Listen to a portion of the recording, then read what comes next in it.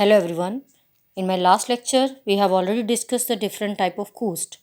Now today, we will discuss the explanation and examples of different type of cost.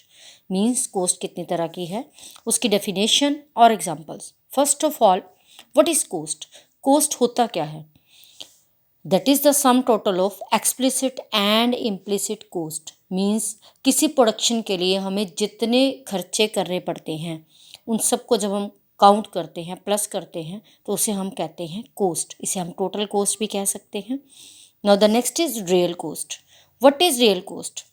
It refers to the pains and discomfort and disutility involving in supply of factor of production by the owners. Means owner को जो discomfort होता है जब वो restless होता है, अपनी life का इम्पॉर्टेंट टाइम, कई बार टाइम वेस्ट भी होता है, प्रोडक्शन उतनी नहीं होती है, लेकिन फिर भी वो अपनी पेन, डिस्कम्फर्ट और अनयूटिलिटी ऑफ द सोर्सेज, इन सब चीज़ों को हम मनी में तो काउंट नहीं कर सकते, पर हम इसको किस में कंसिडर करते हैं? That is real cost. Now the next definition is opportunity cost. इसे हम ऐसे भी कह सकते हैं, it is the cost of next best alternative. Means for example, अगर एक फार्मर के पास एक ज़मीन है, या तो उस पर वो राइस प्रोड्यूस कर सकता है या वीट. अगर राइस प्रोड्यूस करता है तो 50 क्विंटल्स में करेगा, अगर उसमें वीट प्रोडक्शन होती है तो 40 में. अब इन दोनों में से ऑब्वियसली फार्मर कौन सी ऑप्शन चूज़ करता है? 50 quintal. It means 50 quintal rice के लिए उसको कौन सी चीज़ छोड़नी पड़ेगी? 40 quintals wheat. That is called the opportunity cost of the rice. It is just a example, you can write it also. Now the next is cost function. Cost function होता क्या है? It is the relation between cost and output. Means जो total खर्चा हुआ और उस खर्चे के बाद कितना आउटपुट हुआ, इसका जो रिलेशन है इसे हम कहते हैं coast function.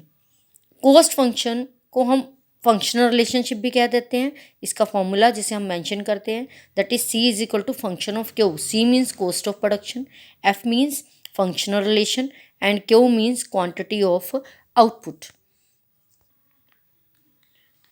Now the next difference is explicit cost and implicit coast.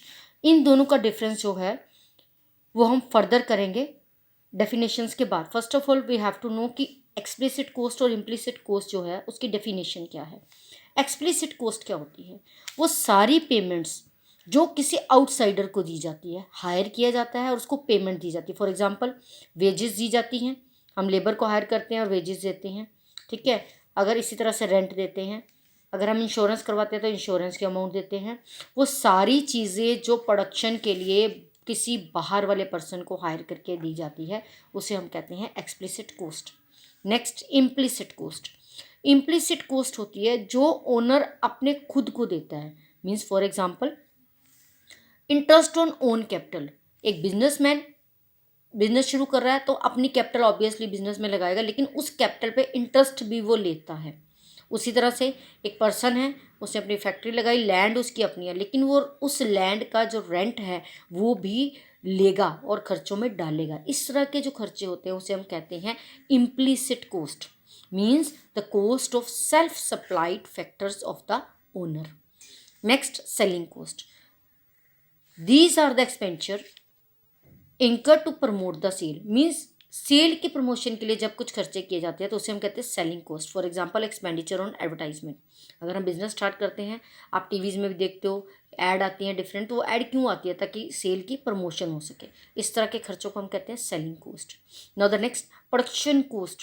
Production cost में वो सब एक्सपेंडिचर्स आएंगे जो प्रोडक्शन के लेवल को बढ़ाते हैं, प्रोडक्शन इंक्रीज करने में यूज़ किए जाते हैं.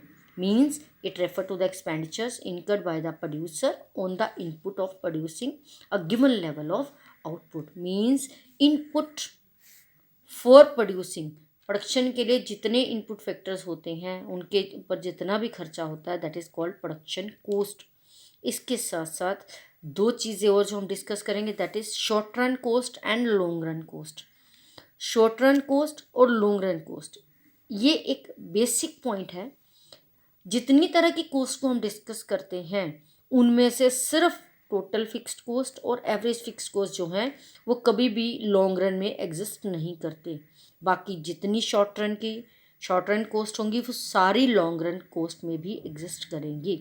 For example, will discuss variable cost, total cost, selling cost, all these are the part of short run as well as long run, but only fixed cost and average fixed cost that does not exist in long run. That is only the part of short run cost. Thank you, and note down all these points. Keep Thank you and keep watching.